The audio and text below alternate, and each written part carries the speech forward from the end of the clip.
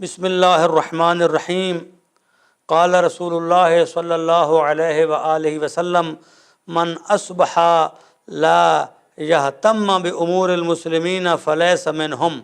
ومن سمع رجلا ینادی یا للمسلمین فلم یجبہ فلیس بمسلم۔ سرکار دو عالم نے ارشاد فرمایا کہ اگر کوئی بندہ اس حال میں صبح کرے کہ وہ مسلمانوں کے امور کی کوئی فکر نہ کرے، مسلمانوں کے لیے کسی قسم کا اس کے دل میں فکر مندی نہ ہو، فرمایا وَمَنْ سَمِعَ رَجُلًا يُنَادِي،